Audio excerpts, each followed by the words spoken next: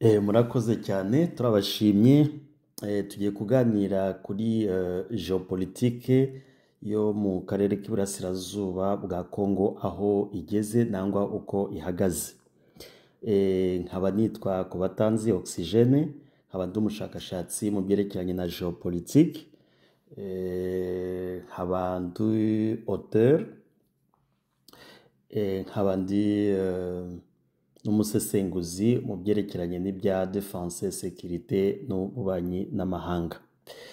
Geopolitike yo mu karere k'iburasirazuba bwa Kongo imaze iminsi ishyushye, ngira ngo mwumvise bya Doha, mwumva bya Washington, mwumva iby'i Kinshasa, mwumva n'andi makuru yagiye acicikanya mu karere haba kuri Goma, i Bukavu.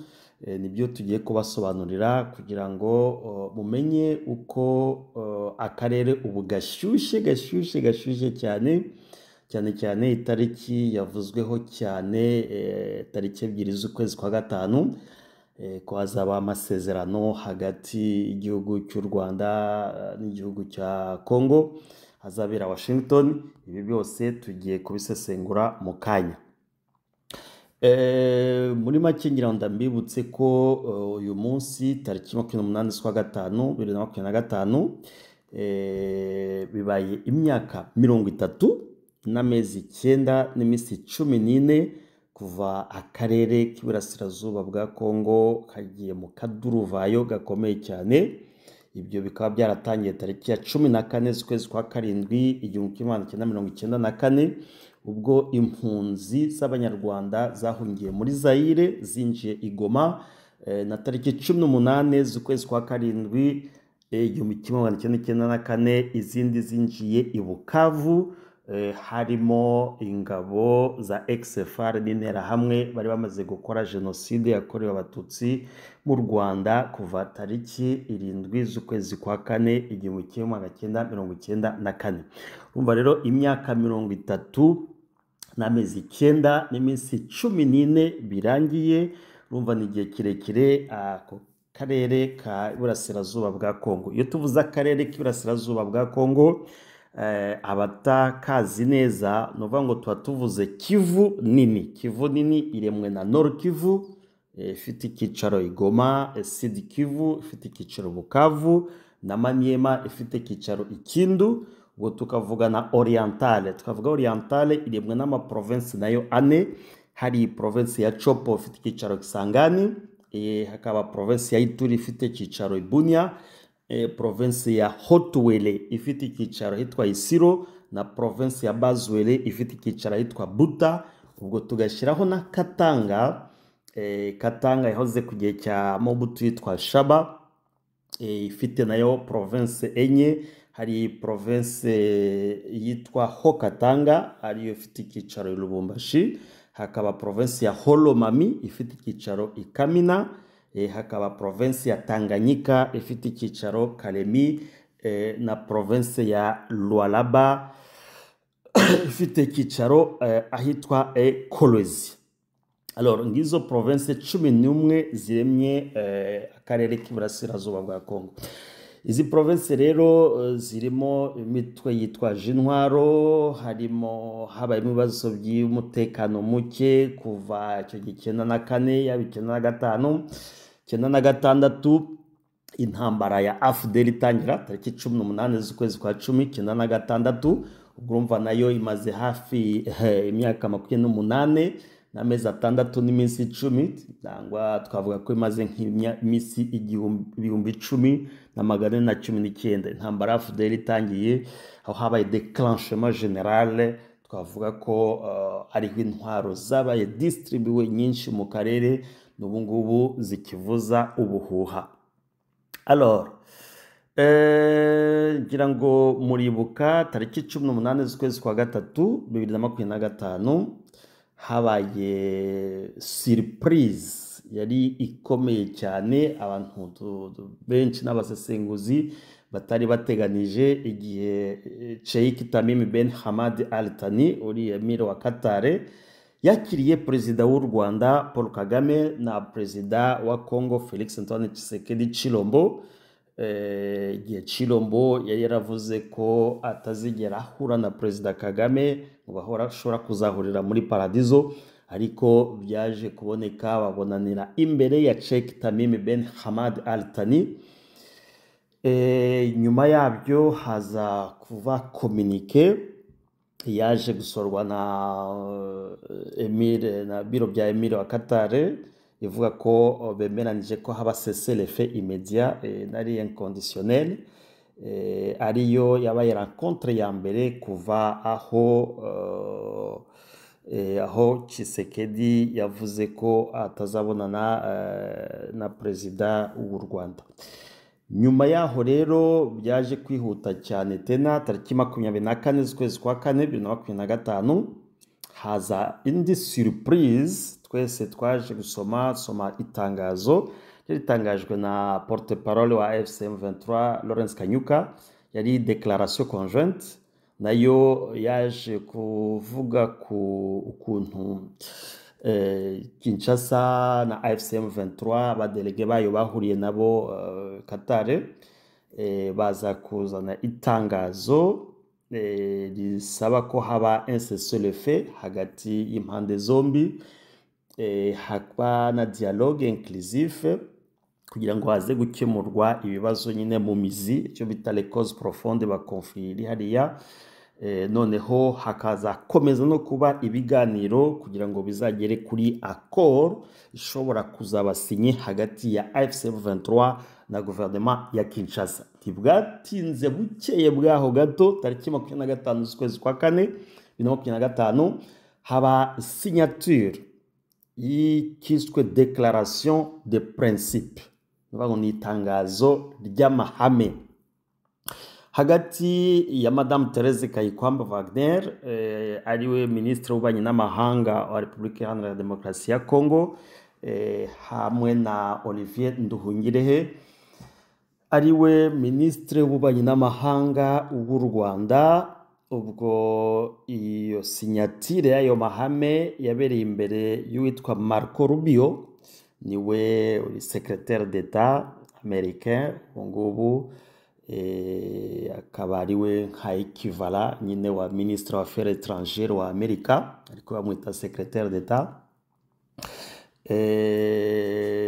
Muri iyo signature, muri iyo déclaration de principe harimo byo gusaba ko nyine nabo haba cessez-le-feu immédiat, haba guhagarikwa ko gufasha amagroupe armé mu karere ku bihugu byombi, hakaba hateganya no kuba créer mécanisme yo bita mécanisme contrôle de coordination sécuritaire, ngo hakaba hagati y'ubugombi bazakora team izakomeza kureba mécanisme yo kugira ngo barebe ko umutekano waba. Ikindi kirimo turi buze kuvugaho cyane muri iyo déclaration de principe, k'ibyo bihugu byombi bigomba gufavoriza icyo bita des investissements américains. Kuvuga ngo investissement za Amerika ibyo bihugu byombi bigomba kuzihagararira kugira ngo zibe byanze bikunze. Ibi rero byaje kuba nyuma yaho President Trump wa Amerika agiriye ku butegetsi mu kwezi kwa mbere, nyirango byatinze kwashyiraho ibiro byo bita Bureau des Affaires Africaines, ariko nyuma yaho aza kunoma secrétaire d'État aux Affaires Africaines, ashyiraho n'umuconseiller, umujyanama mukuru bita conseiller spécial ushinzwe bya Afrika muri biro bikuru by'umukuru w'igihugu, witwa Paulos. Alors habanze kuza envoyé spécial wita Ronnie Jackson, yaje mu kwezi kwa gatatu niba nibuka neza, agera i Kinshasa, yaje kuvugana na Tshisekedi cyane cyane ku bintu bitatu. Icya mbere yavuze ko Amerika ibabajwe cyane nuko uburasirazuba bwa Congo ari ama province yose nababwiye atari gouverne, ngo nta butegetsi buhari.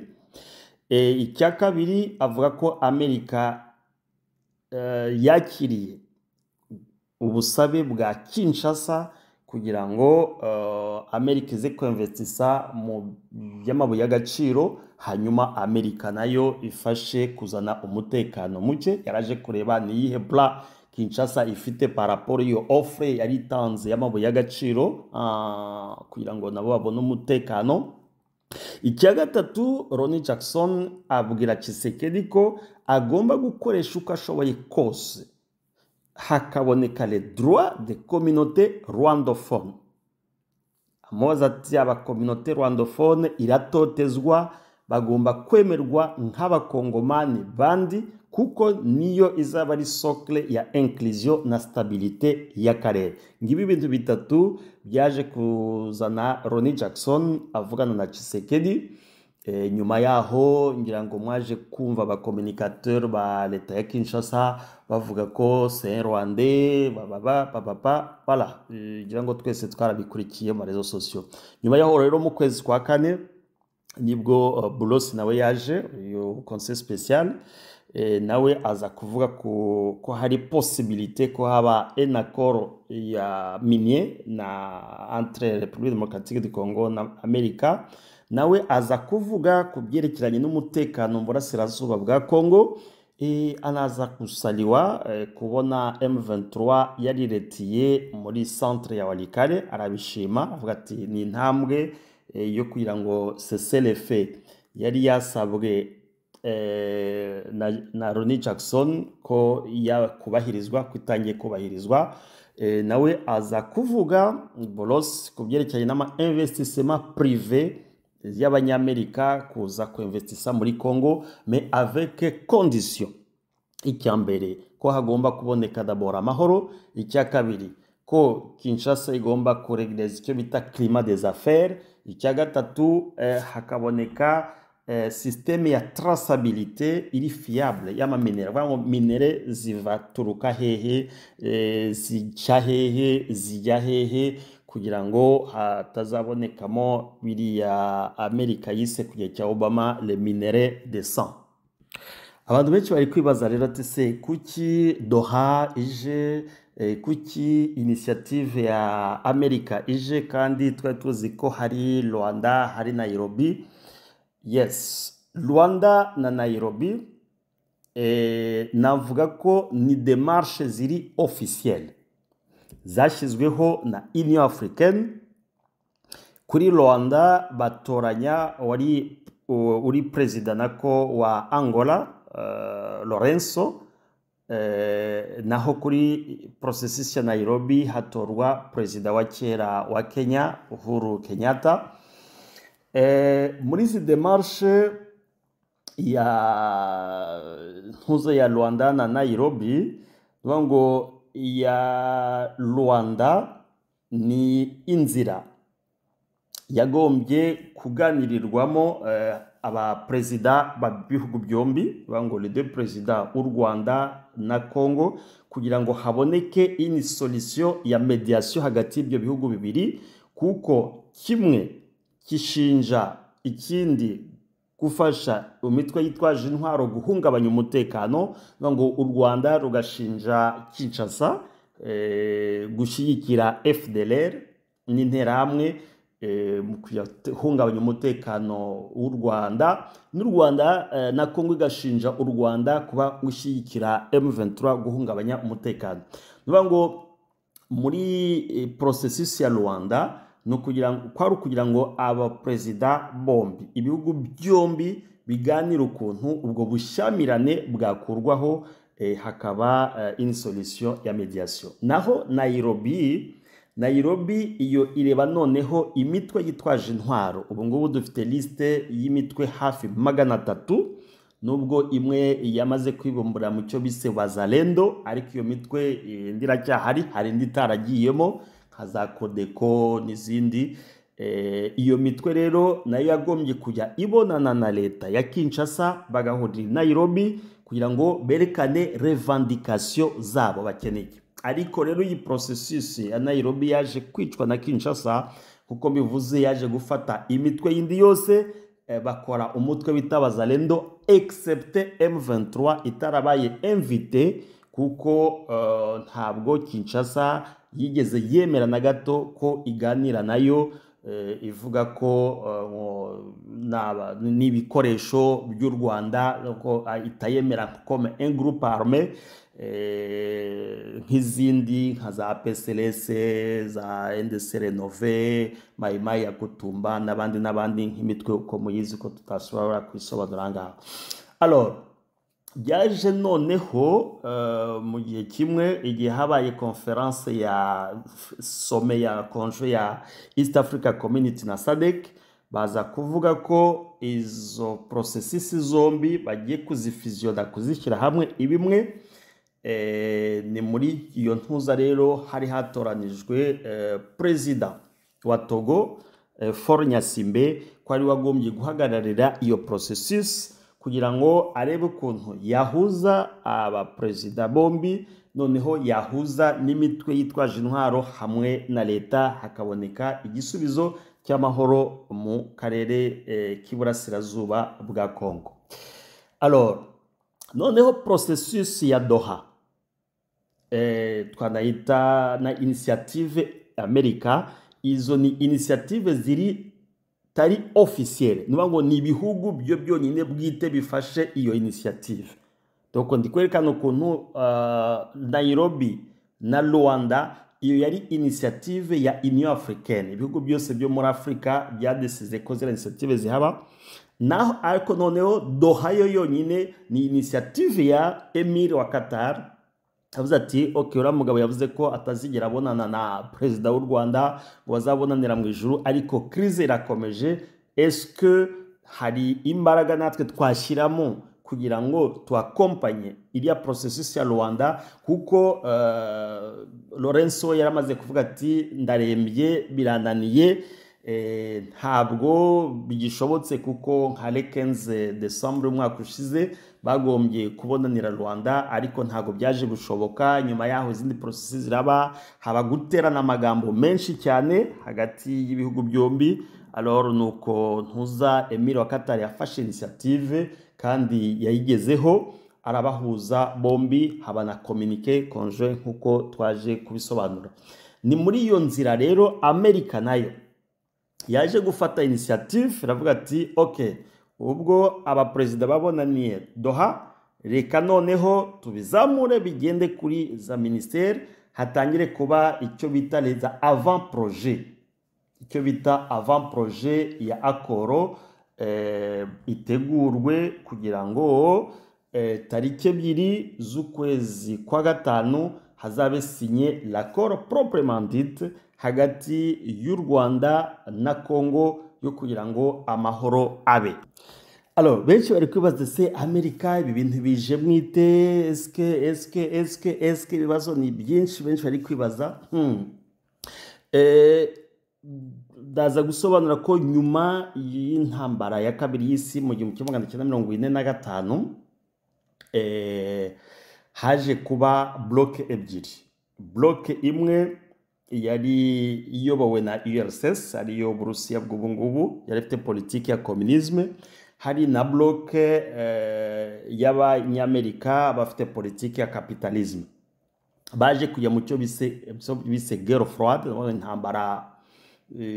intambara itarimo amasasu ariko ya vuta ni vute, yamaze hafi imyaka 40. Iyi ntambara yaje kuzana ibibazo byinshi cyane, habamo n'ingaruka zikomeye cyane ku bihugu cyane cyane byo muri Afrika. Yari ishingiye ku bintu bitatu, cyane cyane yari kuri gupimana ingufu za politike, gupimana ingufu z'ubukungu za ekonomi, no gupimana n'ingufu za gisirikare. Ngo hajyaga baho dutendo, ariko tarabona intambara nyine y'amasasu, ariko mu rwego rwa gisirikari bagakorana udukoryo kugira ngo buri muntu arebe imbaraga ze. Alors icyo gihe muri za 90 nibwo iyi ntambara yaje guhagarara, guerre froide. Noneho icyo gihe Amerika yari imaze gushobora gusenya nyine uriya URSS, nyuma yaho ibihugu bimwe byari muri SS 15 bita bibona independence. Icyo gihe noneho muri za 90 Amerika iba nkaho ibaye umupolisi w'isi yose, ngo bari bafite ubushobozi bwo gukora intervention wabo mu gihugu, bafite n'ubushobozi bwo gukora intervention hanze y'igihugu. Izo intervention ngira ngo muribuka muri 92 baje gukora intervention muri Somalia mu makiberane yari ahari ya politike. 95 bakora za intervention mu gihugu cya Bosnia. Muri 99 bakora za intervention muri za Kosovo. 91 ngira ngo muribuka muri guerre ya Golfe hari. Donc Amerika itangira kujya hirya no hino mu cyo yise ngo iri kurwanya icyo bise guerre de l'axe du mal. Ubwo ngiyo abantu bari vize cyane, ibihugu yabiri vize ni Iraq na Iran, Corée du Nord. Voilà, ibyo byose rero kwari ukugira ngo barebe uburyo twita de regime autoritaire, ngo ibihugu byari bifite imiyoborere y'igitugu kugira ngo babihindure muri demokrasi, ariko nyuma yabyo hari icyo bita des intérêts économiques zari zihishe inyuma y'ubu bupolisi nangwa ubugendarme Amerika yagize nyuma ya guerre froide, kugira ngo ibone ukuntu iyobora isi. Kuri bo rero inzira zose zari zishoboka kugira ngo bagere ku nyungu zabo bari bakeneye muri politike yabo ya kapitalisme. Ibi rero ntabwo ari bwo bari babitangiye. Mfunguye parenthèse muri geopolitique ya Amerika buri myaka 30 yigira politike yihariye muri buri karere. Ubwo turi gusobanura akarere ko burasirazuba bwa Kongo, ngo turagafatanya na region ya Grand Lac. Kuva muri 60 kugeza muri 90, iyo ni imyaka 30, Amerika yari ifite politike ya mbere kugira ngo igabanye nyine influence y'abasovieti, kuko tuzi igihe cya guerre froide, no kugira ngo baprotege ama intérêts zabo économique stratégique mu karere. Alors bakoze politike yo gufasha ubutegetsi bumwe na bumwe no gukora za intervention secrète, nk'iyo twavuga amasasina nk'aba Patrice Lumumba, za coup d'état zimwe zagiye ziba hirya no hino muri Afrika muri icyo gihe, ku bayobozi nyine bari hostile nangwa batari bemera ubutegetsi bwabo. Muri politiki yabo muri iyo myaka bakoze za formation z'ibisirikare bitandukanye by'ibihugu byinshi, babihaza equipement, donc barenforcer stabilité mu bihugu bitandukanye kugira ngo bakureho influence y'Uburusiya ya URSS nyine icyo gihe. Bakora na politiki bita fidéliser les états, donc kugira ibihugu byinshi kugira fidèle ariko babihereza impano n'inguzanyo zitandukanye. Alors ibyo bigeze muri 90 batangira politike nshya yagombye gufata kuva muri 90 kugeza muri 2020, iyo ni imyaka tena 30. Aho bazanye politike yo kuzana icyo bise transition démocratique forcée. Batangiye gufata ibihugu kugira ngo babishiremo demokrasi y'ikingufu, donc bive muri parti unique, igihugu cya gifite nk'icyama kimwe bagiye muri multipartisme. Ibwo nk'ibihugu ba Idi Amin baje gukurwaho, za ntuza za MPR zikurwaho, za MRND zikurwaho, za chama cha Mapinduzi, chama cha Kano, kugira ngo abari bafite ubutegetsi bwose bw'aba Marxist icyo gihe bakuraho byose bakubita hasi. Alors ariko bakaba baragize esheke ebyiri zikomeye, esheke cyane cyane yo kuba batarashoboye gustabiliza muri Somalia umutekano, na esheke kuba bataragize icyo bakora mu guhagarika genocide yakorewe abatutsi mu Rwanda 94. Ngo ibyo ni esheke zikomeye cyane muri politike yabo yabaye muri 90 kugeza muri 2020. hanyuma abo baza guhura n'ingorane muri 2001 haba ziriya atanta zabaye zatumye hapfa abantu basaga 3,000 igihe cya terorisme. Alors nyuma yaho rero muri politike yo mu karere baza gukreye icyo bisa Africom ari cyo gisirikari commandement yo muri Afrika, bakreya indi organisation bise PEPFAR yo kugira ngo ikore lutte contre sida mu karere, bakora indi structure bise AGOA y'ubucuruzi. Alors bigeze rero muri 2010 Perezida Barack Obama aza gusinya intuza itegeko bise section 1502 bita Dodd-Frank Act, yabuzaga nyine kuri ko hatazongera kuba tena exploitation y'amabuye y'agaciro, kuko muri burasirazuba bwa Congo bumvaga ko ayo mabuye y'agaciro ariyo ari gusutena influence y'amagroupe armé. Babikoze ngo bari gushakisha ukuntu bazana amahoro mu karere, ariko bidashoboka. Ariko nyuma yaho biza kwerekana ko iryo tegeko ntacyo cyahinduyeho na gito kugira ngo habe stabilité mu karere, nubwo bagerageje kurwanya za Boko Haram, barwanya za ADF NALU, batanze amafaranga menshi mu kurwanya LRA, batanga le moyen aussi ziri konseka kugira ngo barwanye CNDP. Donc n'indi migwi yose yari hari icyo gihe mu karere za 2009-2010, ariko ntago byazanye stabilité na gatoya. Ahubwo iryo tegeko ryaje kurenforcer pauvreté ikomeye cyane, kuko abacrezeur bose abacukura amabuye y'agaciro baje gusanga akazi kabo kagiye hasi. Nabyo ahubwo byaje kurenforcer tena cyane amagroupe armé, kuko abari babeshejweho n'amabuye y'agaciro b'abacrezeur bose bahise bigira tena amagroupe armé. Nicyo cyaje kuvana amagroupe armé muri 2010 icyo gihe yari moins ya 50, uko amagroupe armé vraiment yari make, arazamuka agera kuri 150, byaje kugera muri 2015-2018 zimijyaze kugera kuri 200, ubu ngubu zikaba zimaze kugera kuri 300.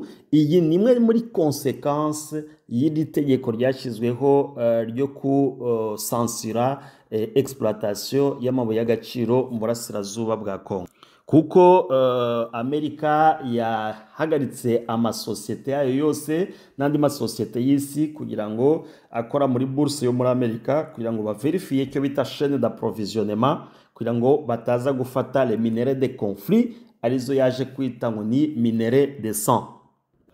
Alors politique yabo rero ya 2020 kugeza muri 2050, ubu ngubu politique yabo muri Afrika cyane bari muri cyo bita competition ya géopolitique, ngo accès aux ressources. Ubu ikintu bakeneye ni ressources naturelles kugira ngo zibafashe guhangana nangwa kwirukana influence y'Uburusiya n'Ubushinwa baciye mu nzira bafunguye bita BRICS, ukuntu bamaze kwanvayisa akarere ka Afrika. Ubu rero Amerika iri muri iyo competition, muri iyo ntambara, muri iyo challenge yo kugira ngo ihangane na biriya bihugu bya BRICS, kuko iyi saha umuntu ufite control ya cobalt arikora imodokari zitwarwa n'amabateri electric, umuntu ufite control ya colta iyi saha niwe ufite control y'ibyerekeranye na technology yose. Iyi saha umuntu ufite lithium niwe ufite control nayo ubyerekeranye n'amabateri atwara amadrone niki. Nuba ngo iyi saha uwo muntu niwe ufite imbaraga za politike, niwe ushobora ku influence economy y'isi, niwe ushobora ku influence n'igisirikari cy'isi. Alors kumva ko iyi saha Ubushinwa ubu ngubu ufite influence ikomeye cyane muri Afrika, biteye inkeke sana Amerika. Nuko rero muri iyo projet igihe Tshisekedi yegereye Amerika kugira ngo ababwira ati ngiye mfite amabuye y'agaciro, mumfashe kuneutraliza umutekano muke uri mu karere k'iburasirazuba kw'igihugu cyanyu.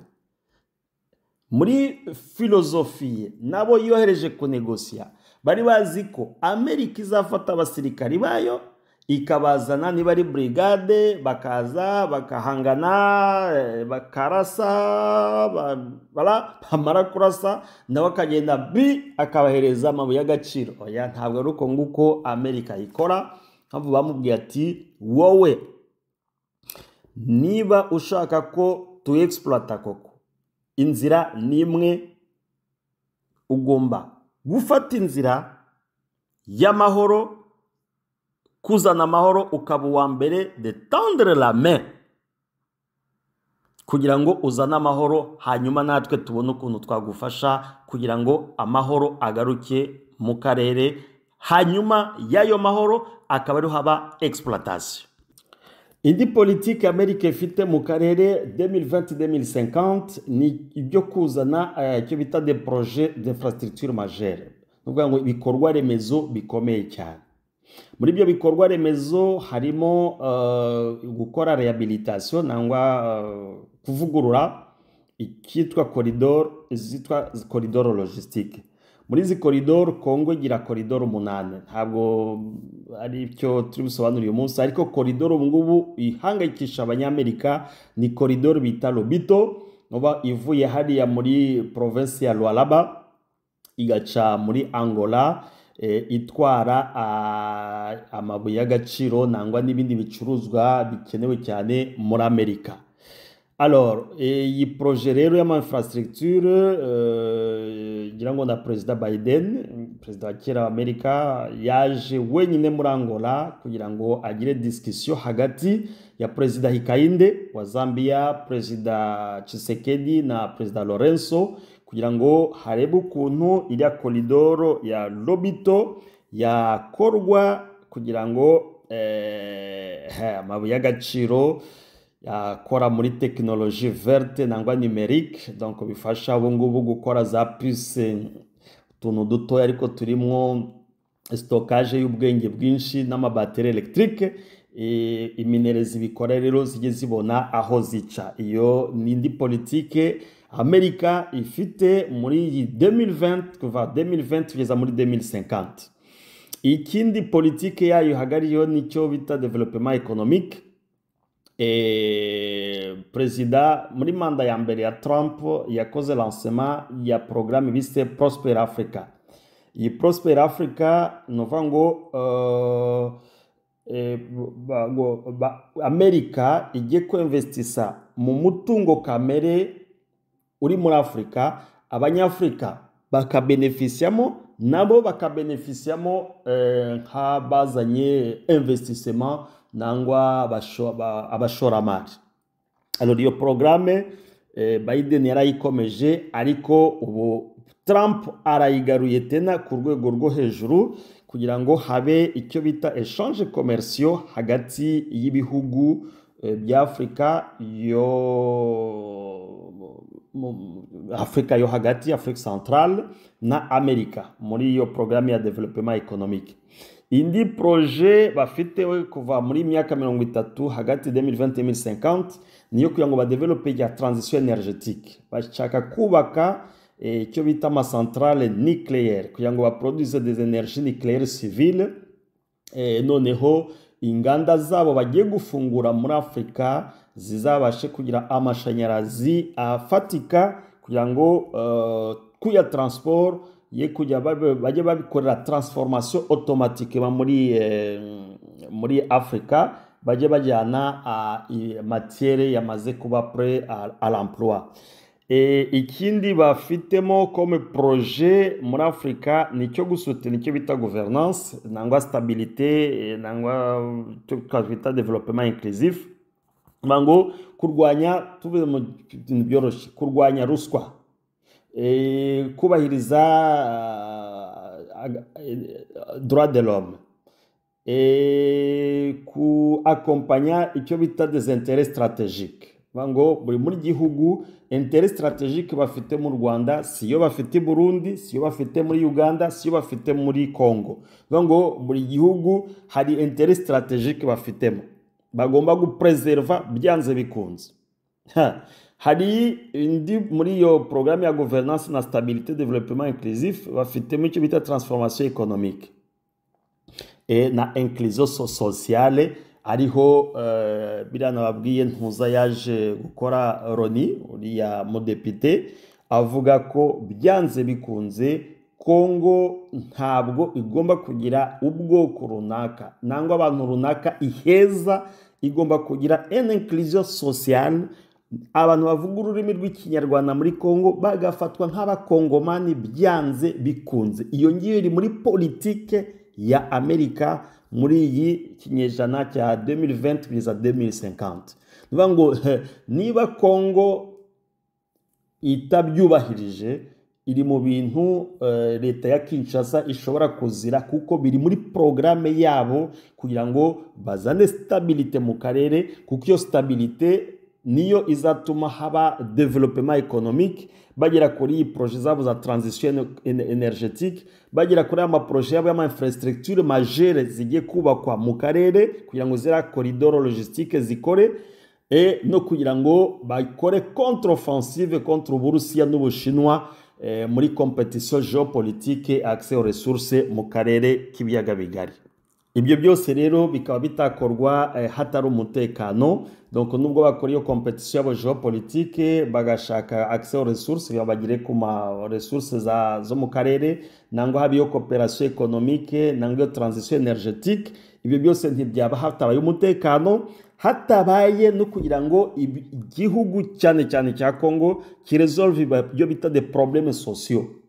Donc ni mu bintu bari gushyiraho pression leta ya Kinshasa kugira ngo ikemure ikibazo cy'amazi y'abaturage, bakemure imihanda, ikibazo cy'amashanyarazi, ikibazo cy'akazi, ikibazo cy'imibereho myiza y'abaturage. Donc tous les problèmes sociaux muri cadre ya gouvernance nabyo babiri inyuma. Ibyo bigomba gukorwa mu bihugu byose byo mu karere kugira ngo izi programme zabo za 2020-2050 zigere kuri gahunda yabo uko babishaka.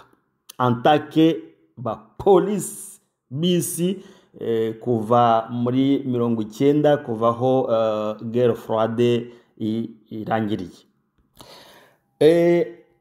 Ndashaka kugira ngo mbabwire ko burasirazuba bwa Kongo Amerika ko ntibudefinisa bayita zone extrêmement sensible. Kubera iki bayita zone iri sensible? Sensibilité yayo ngira ngo niho nahereye mbasobanurira wenda nk'abajene batazi ukuntu byabagenzi 94 ukuntu XFR interahamwe zaje bamaze gukora genocide yakorewe abatutsi mu Rwanda. Nyine habaye icyo communauté internationale yise indifférence générale, ngo nta gihugu na kimwe cyatabaye, ahubwo ibihugu nk'Ububirigi, ibihugu nk'Ubufaransa byaje kwinjiramo tena cyane, byatumye genocide igera ku rwego rwo hejuru, n'abahamagariwe gutabara nta numwe wigeze atabara. Alors leta y'u Rwanda ubiri ku butegetsi icyo gihe nyine niyo yahagaritse genocide ibikoresheje effort zayo yonyine, nta butabazi numwe bwigeze buva hanze, yaba ONU, yaba Union Africaine, yaba n'ibihugu by'abaturanyi. Cyane cyane mu munsi hari abantu bakondana ngo Abafaransa ngo ntibatabaye, ngo abantuza ntibatabaye, ngo Ababiligi ntibatabaye, Amerika ntiyatabaye. Oui c'est vrai, nukuri kuko bari bafite n'ubushobozi, ariko ntabwo numva umuntu utaragi ntabwo bigeze bakondana Tanzania. Tanzania ni igihugu kiri hafi, Tanzania ntabwo yize tabara. Uburundi ntabwo bwatabaye, ntabwo Burundi bwatabaye. Cyeka simbizi nge numva ko n'Ubugande ahubwo butigeze butabara igihugu. Ni FPR niyo yonyine yatabaye, yahagaritse genocide. Nka tujuru tendance yo gukondana ibihugu by'amahanga. Ibihugu nka Zambia ntabwo ari igihugu kiri kure, ibihugu nka Angola ntabwo ari igihugu kiri kure, igihugu nka Kenya ntabwo bigeze batabara. Ariko uyu munsi wenda tureba ibihugu cyane byo hanze, ariko moi je condamne aussi les pays voisins, ntabwo nabo bahagurutse kugira ngo bafashe guhagarika genocide yakorewe abatutsi mu Rwanda. Alors iyo rero indifférence yatumye FPR yonyine irwana dans ses propres efforts igahagarika jenoside, byatumye kandi kuva muri 1945 nyine habaye jenoside yakorewe abayahudi, kiriya kintu bavuze ngo plus jamais ça, never again, ira plus jamais ça, niba ngo yari ipfuye kuko nyuma yaho haraje kuba tena jenoside indi yari ikomeye cyane, kandi bari bavuze ko bitazongera kuba baracecetse rero bakaba ntacyo bakoze. Iyi saha n'isaha u Rwanda rukaba rukirwanaho rwonyine kugira ngo rurinde imipaka yarwo muri politike yabo ya longueur d'avance diplomatique, byatumye communauté internationale iba coupable ikanaba redevable vis-à-vis y'u Rwanda.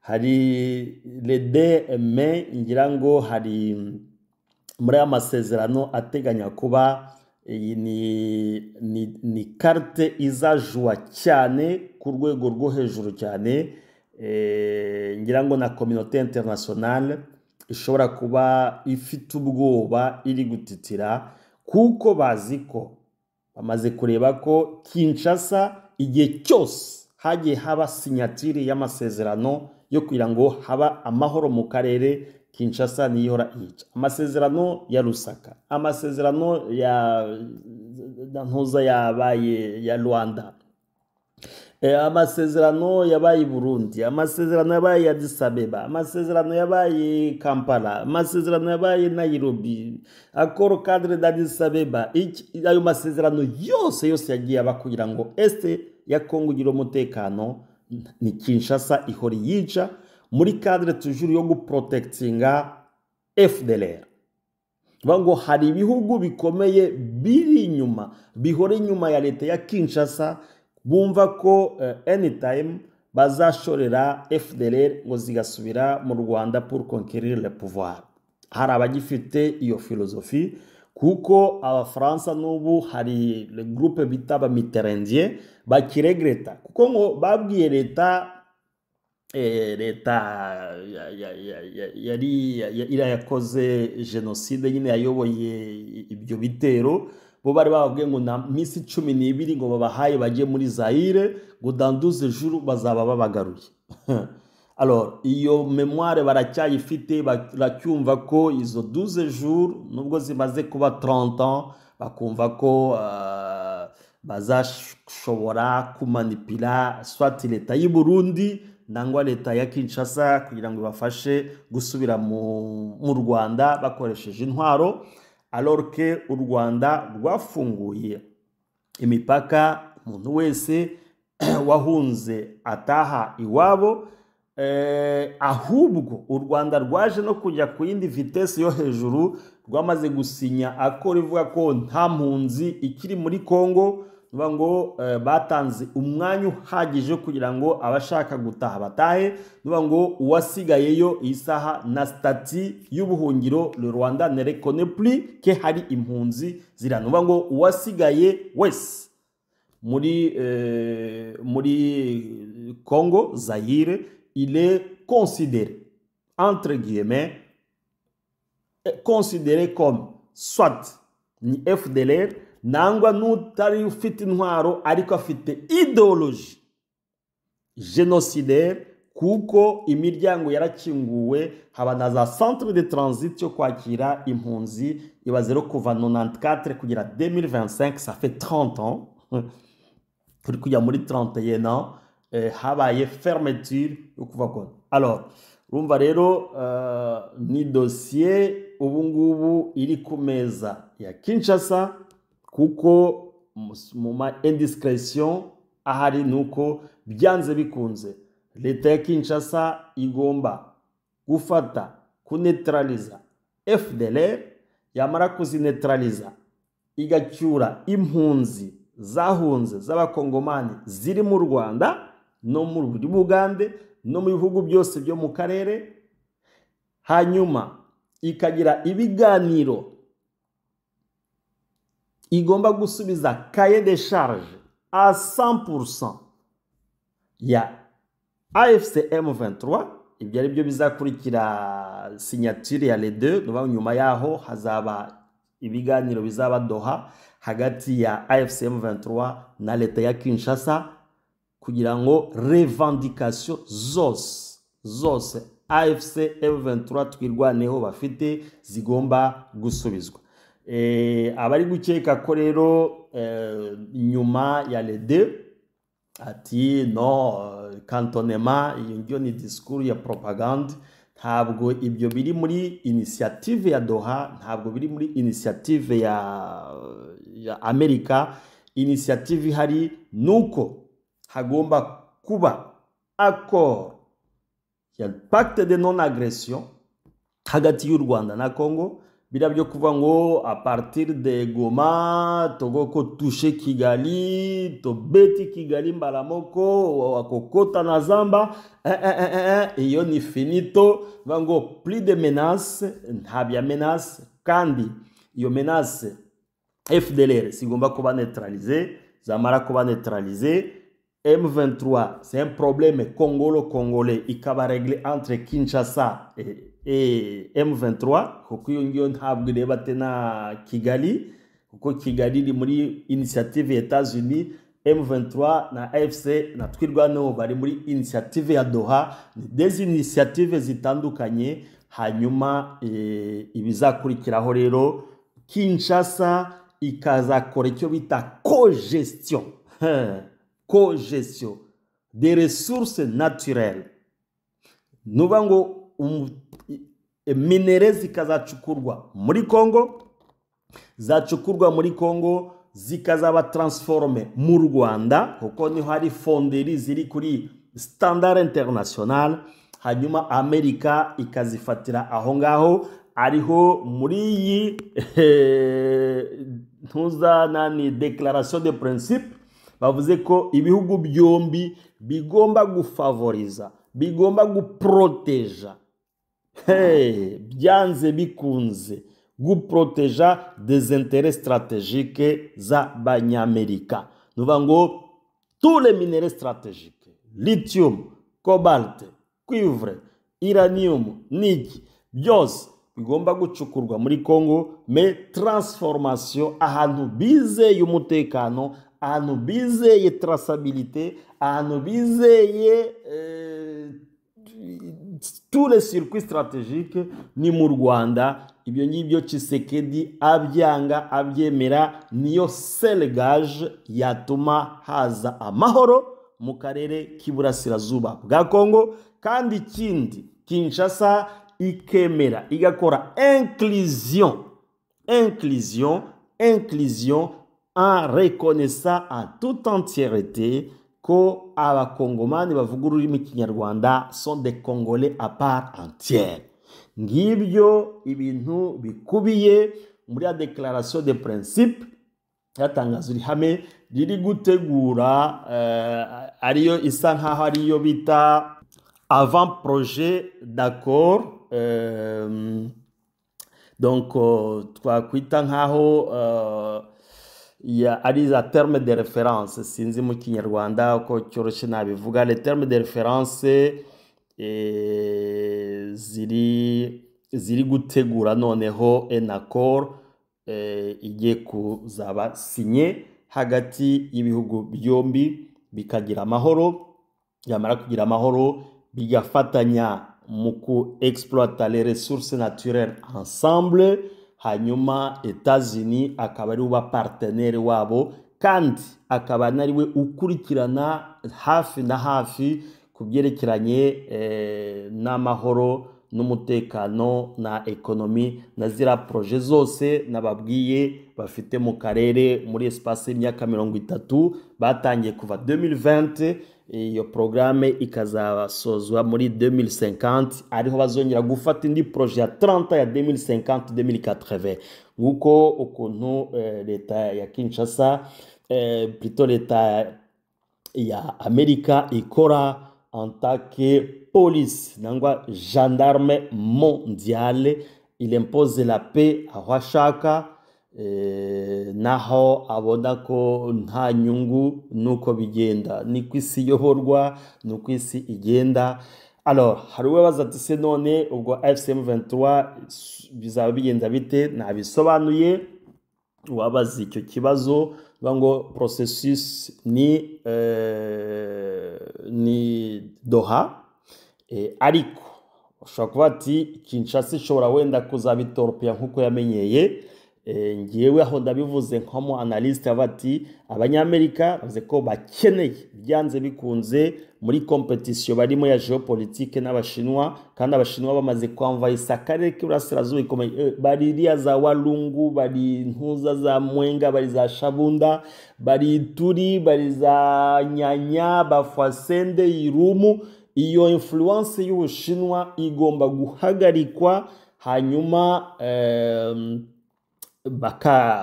bakagabana les corridors, ko navuze ari za corridor 8, hari corridor nord, hari corridor Walbis, hari corridor Lobito, hari corridor sud. Alors ubwo bizaba rero ngombwa ko ibihugu de grande puissance, Chine comme une puissance économique, Amerika comme puissance militaire, alors ifatanije na Occident, ngo Europe biciye muri organisation yabo ya OTAN, alors nabo bakiempoza, kuko OTAN byanze bikunze ikeneye kugira ngo iye accès sur les 12 minéraux stratégiques, kandi nyinshi zikaba ziri muri Congo, muri cadre kugira ngo ikore avancement ya industrie militaire yayo. Ibyo rero aho biri cyane cyane Iburasirazuba bwa Congo, ariyo mpamvu bagiye kwempoza amahoro. Ariko ayo mahoro ntibayempoze pour seulement les minéraux, bakayempoza amahoro aussi pour la communauté rwandophone. Igomba kubona espace yayo aho igira amahoro byanze bikunze.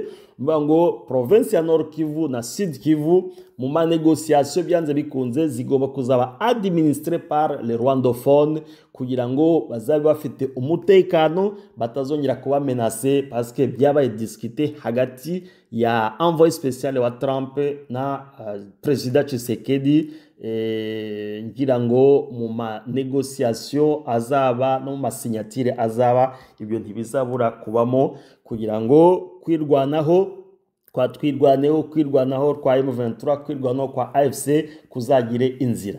Byaba bidashobotse rero, iyo kizaba ari ikibazo cya leta ya Kinshasa, byanze bikunze ishobora kuzahirikwa, hakazajyaho indi leta izemera iyi processus, kuko byanze bikunze avant ntabwo ari n'amezi akarere k'Iburasirazuba kagomba kuba kagize amahoro, kugira ngo ibihugu bikomeye bigire accès kuri za ressources, kandi izo ressources nazo zizabe bénéfique ku baturage. Abaturage babone amashanyarazi, abaturage babone ubuvuzi, abaturage babone education, babone les infrastructures ziri solide.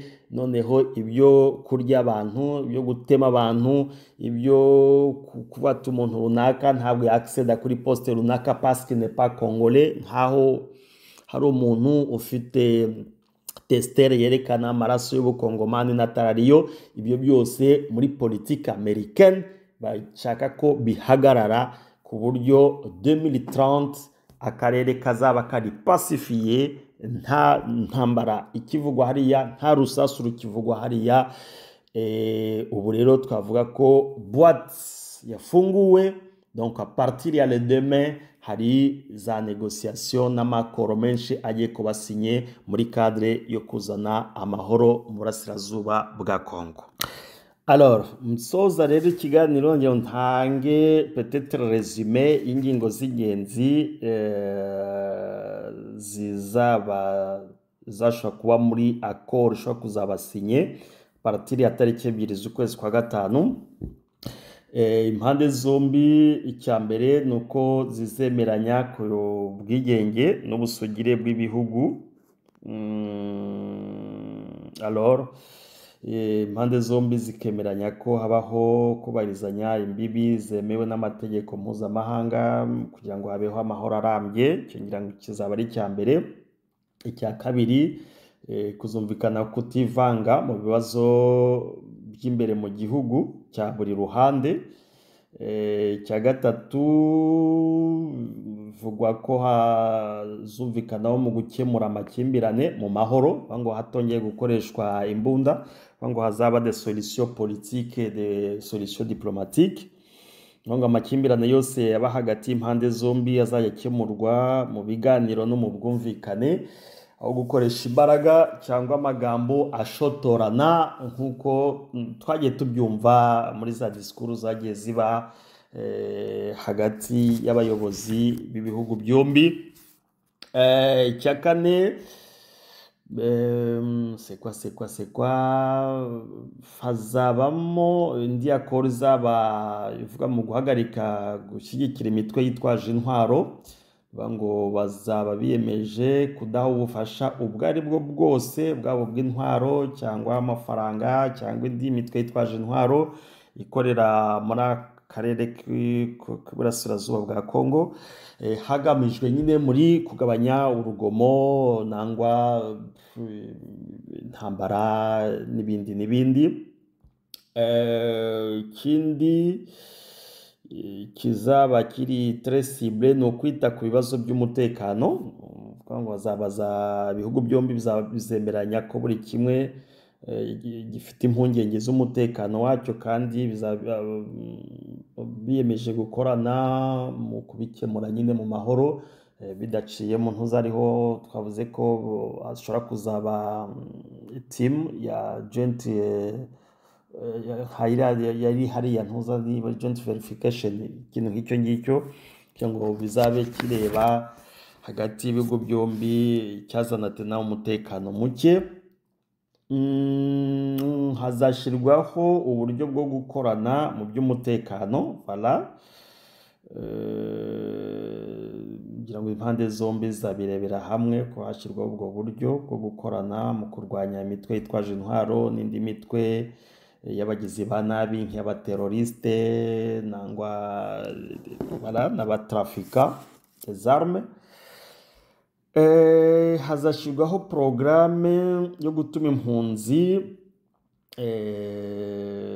zitaha mu mutekano. Hazashyirwaho indi akoro yo gushyigikira ubufatanye mu bukungu, ngira ngo nabivuzeho cyane. Sirtwini izaba ari très spécial,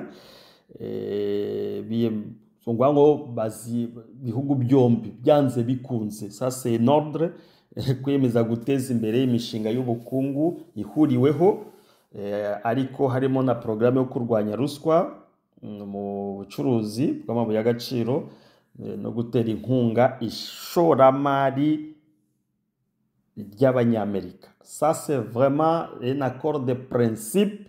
Ibi byose mwisho na mwisho donc umuzi wose ni ukugira ngo habeho gutera inkunga ishoramari y'aba investissement privé et public y'abanyamerika, kuko niyo c'est socle. Ngo nibaza bari uruganda par exemple rucukura lithium muri Walikale, kuzajya kwatera gisasu bizaba bigoye cyane. Ngira ngo niyo nzira administration ya Trump yabonye kugira ngo ikemure akarere amakimbirane mu karere, nuko yonyine yaza kwinvestisa, noneho ikaimplika ibihugu byombi mu gukorana, kugira ngo iyo hantu hari des intérêts économiques biba bigoye cyane kugira ngo haze umutekano muke. Mu bizaba biriho ngira ngo ushyigikirana yo MONUSCO biracyakomeje, sinzi uko bazabigira, ariko ngira ngo mu makoro z'abasinye nabyo bizongera kubamo ko renovela manda ya MONUSCO no gutegura amasezerano arambye nyine y'amahoro. Ngo service za sécurité zishobora kuzajya zikorana, voilà. Donc muri cadre nk'iyo ngiyo, ikizaba gisigaye ni ukumenya rero ibyo byose uko bizashyirwa mu bikorwa. Ko bizashyira mu bikorwa ni ikiganiro rero tuzabategurira ubutaha, kuko urumva ko u Rwanda rusabwa gusesa soutien, ntuza Kongo nayo igasaba gusesa le soutien, M23 igasabwa ko yaganira na leta ya Kinshasa kugira ngo cahier de charge yabo yumvikane nayishirwe mu bikorwa. Bitaba bikozwe rero ubwo leta ya Kinshasa ngira ngo nizabazwa byinshi icyane. Murakoze rero kuba mwadukurikiye ngibyo byo mu mazimisi mwumva hirya no hino. Murakoze.